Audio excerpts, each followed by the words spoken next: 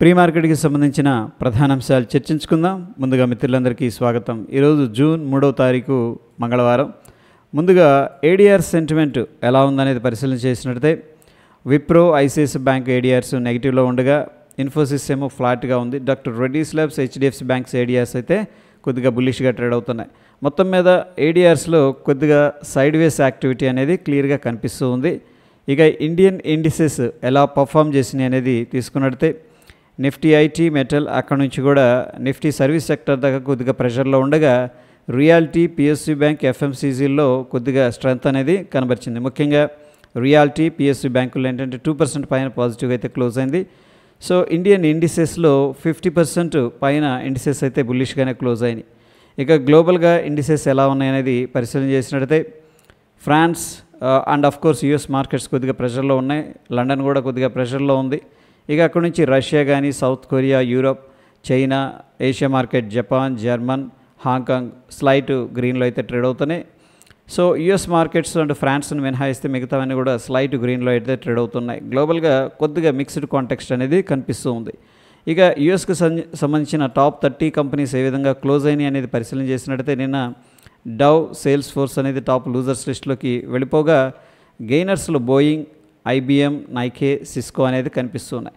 మొత్తం మీద 70% నిన్నటి రోజునైతే గ్రీన్లోనే క్లోజ్ అయినాయి అని చెప్పేసి చెప్పుకోవచ్చు యూఎస్ మార్కెట్స్ టాప్ కంపెనీస్. గ్లోబల్గా ఎకనామిక్ క్యాలెండర్ అనేది పరిశీలన చేసినట్టయితే నిన్నటి రోజున ఎస్ఎంపీ గ్లోబల్ వాళ్ళు మ్యానుఫ్యాక్చరింగ్ సంబంధించిన పిఎంఐ డేటా, యూఎస్కి సంబంధించిన డేటా రిలీజ్ చేశారు. అది నెగిటివ్గా రావడం జరిగింది. దాని తర్వాత ఐఎస్ఎం వాళ్ళు మ్యానుఫ్యాక్చరింగ్ పిఎంఐ డేటా రిలీజ్ చేశారు. అది కూడా నెగిటివ్గా రావడం అనేది జరిగింది. ఇక పౌల్ గారు అయితే నిన్న మాట్లాడారు. ఇక ఈరోజు విషయానికి వచ్చేసరికి జాల్స్ జాబ్ ఓపెనింగ్స్ డేటా రిలీజ్ అవుతుంది. ఇది సాయంత్రం 7:30 ఇది వెరీ ఇంపార్టెంట్ డేటా. ఇండియాకి సంబంధించిన ఎకనామిక్ క్యాలెండర్ అనేది పరిశీలన చేసినట్టయితే నిన్నటి రోజున హెచ్ఎస్బిసి వాళ్ళు మ్యానుఫ్యాక్చరింగ్ సంబంధించిన పిఎంఐ డేటా అనేది రిలీజ్ చేశారు. సో సింపుల్గా ఏంటంటే మ్యానుఫ్యాక్చరింగ్ ఇండస్ట్రీ అనేది కొద్దిగా ప్రీవియస్ దాంతో పోలిస్తే తగ్గిందని చెప్పేసి చెప్పుకోవచ్చు. బట్ స్టిల్ బ్రాడర్ పిక్చర్లో అబవ్ 50 పైన ట్రేడ్ అవుతుంది కాబట్టి దాన్ని మనం బుల్లిష్గా కన్సిడర్ చేసుకోవచ్చు. ఇక ఈరోజు ఎటువంటి మేజర్ ఈవెంట్స్ అయితే కనిపించట్లేదు. అయితే ఈ వారం అనేది మనం పరిశీలన చేసినట్టయితే శుక్రవారం రోజు 10 గంటల నుంచి మనకేంటంటే ఆర్బీఐ ఇంట్రెస్ట్ రేట్ డెసిషన్ అనేది తీసుకోవడం స్టార్ట్ చేస్తుంది. సో ఇది వెరీ ఇంపార్టెంట్. ప్రీవియస్గా 6% ఉండేది, ఈసారి అందరూ కూడా 5.75%కి వడ్డీ రేట్ అనేది తగ్గిస్తుందని చెప్పేసి ఎక్స్పెక్ట్ చేస్తూ ఉన్నారు. అయితే ఫ్రెండ్స్, ఈ యొక్క ఎక్స్పెక్టేషన్స్లో ప్రస్తుతం ఏంటంటే బ్యాంక్స్ బుల్లిష్గా ట్రేడ్ అవుతూ ఉన్నాయి. ముఖ్యంగా ఎస్బీఐ రీసెర్చ్ వాళ్ళు ఏమంటున్నారంటే 50 బేసిస్ పాయింట్స్ అనేది జంబో రేట్ కనెక్ట్ అనేది తీసుకురావడానికి పాసిబిలిటీస్ ఉన్నాయని చెప్పేసి చెప్తూ ఉన్నారు. ఇక్కడ మనం గమనించాల్సిన విషయం ఏంటంటే బ్యాంకులు కొన్ని ఆల్రెడీ వడ్డీ రేట్లు అనేది తగ్గించేసాయి అన్నమాట, ఫిక్స్డ్ డిపాజిట్స్ కానీ వాటికి. ఓకే, సో మనమైతే 25 బేసిస్ పాయింట్స్ మినిమం అయితే పక్కా ఎక్స్పెక్ట్ చేసుకోవచ్చు రేట్ కట్టు. అదేవిధంగా 50 బేసిస్ పాయింట్స్ కూడా తగ్గించడానికైతే పాసిబిలిటీస్ ఉన్నాయి ఎస్బీఐ రీసెర్చ్ చెప్పినట్టు.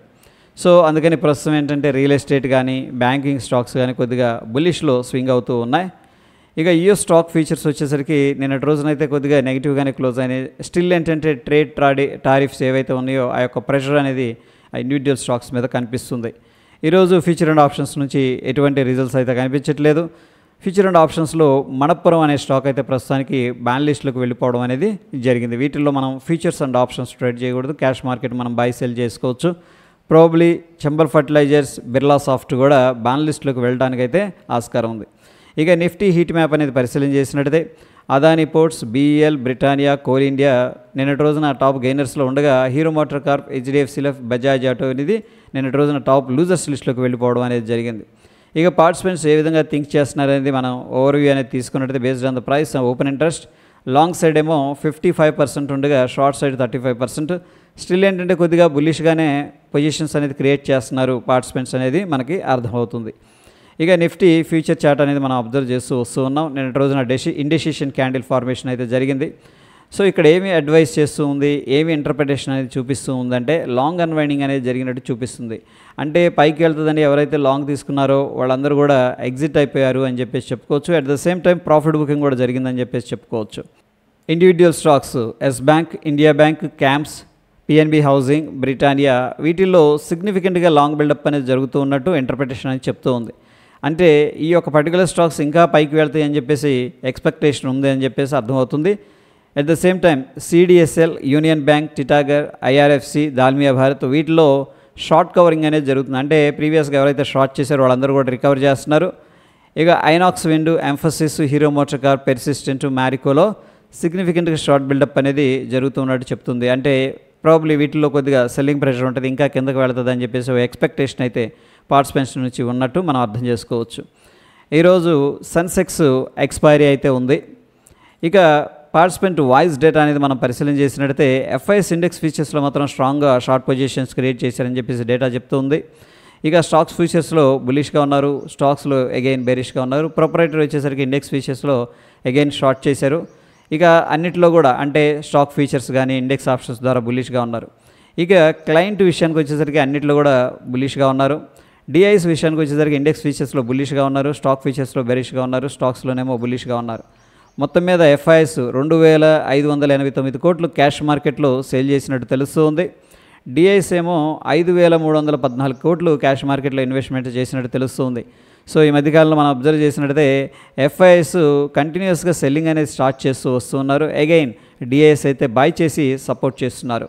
ఇండియా విక్స్ విషయానికి వచ్చేసరికి 6.72% అనేది రైజ్ అయింది. ప్రాబ్లీ ఆర్బీఐ మీటింగ్ ఉంది శుక్రవారం, సో దాని గురించి అనుకుంటాను ఇండియా విక్స్ అనేది రైజ్ అవుతుంది. ఎనీహౌ ఇండియా విక్స్ రైజ్ అవుతుందంటే ఇండియన్ మార్కెట్స్లో వోలటైలిటీ స్ట్రాంగ్గా ఉందని చెప్పేసి మనం అర్థం చేసుకోవచ్చు.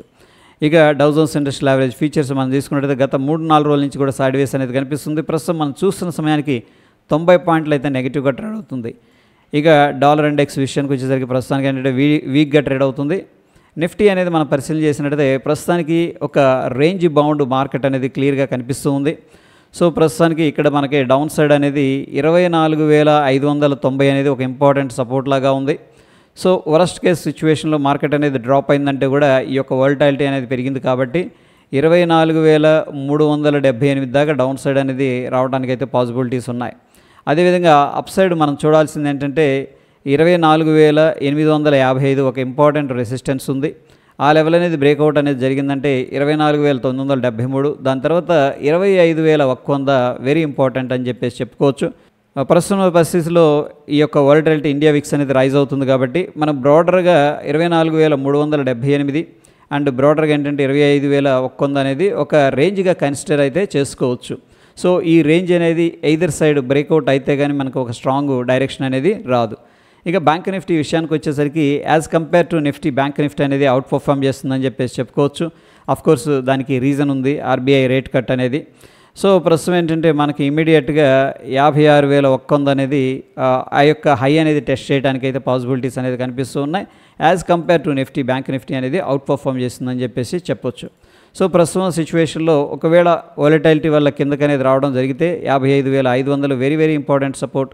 ఆ లెవెల్ అనేది బ్రేక్ డౌన్ జరిగిందంటే కూడా 55,037 అనేది ఒక ఇంపార్టెంట్ సపోర్ట్ అని చెప్పేసి చెప్పుకోవచ్చు డౌన్ సైడ్.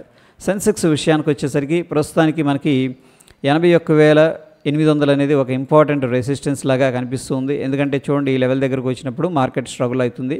సో ఈ లెవెల్ అనేది బ్రేక్అవుట్ చేసింది అనుకోండి ఇమీడియట్గా 82,320 అనేది అప్ సైడ్ వెళ్ళడానికి అయితే పాసిబిలిటీస్ కనిపిస్తూ ఉన్నాయి.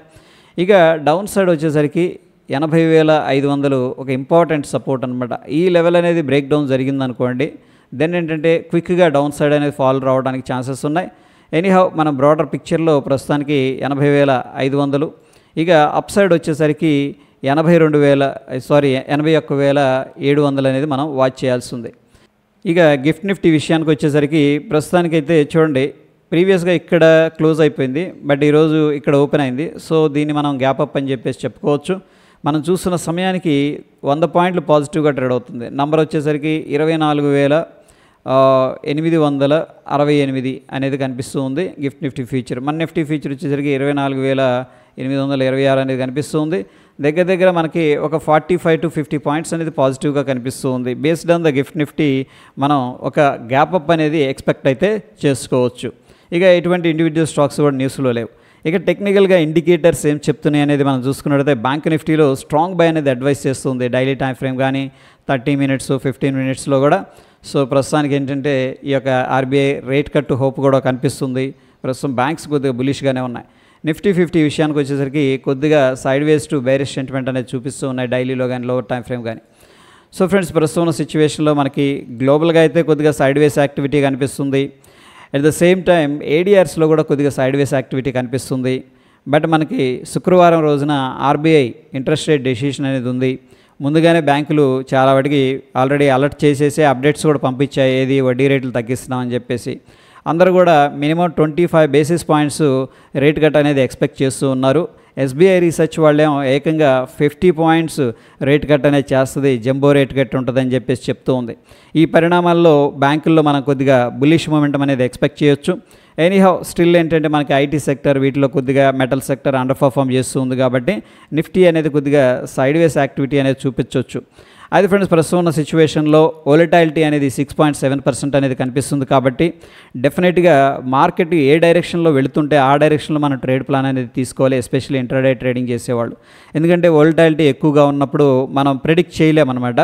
సో ఈ యొక్క వోలటాలిటీ సిగ్నిఫికెంట్గా పెద్ద పెద్ద మూవ్స్ అనేది తీసుకుంటుంది కాబట్టి ఆ డైరెక్షన్లో మనం ట్రేడ్ ప్లాన్ అనేది తీసుకుంటే బాగుంటుంది అనేది నా అభిప్రాయం.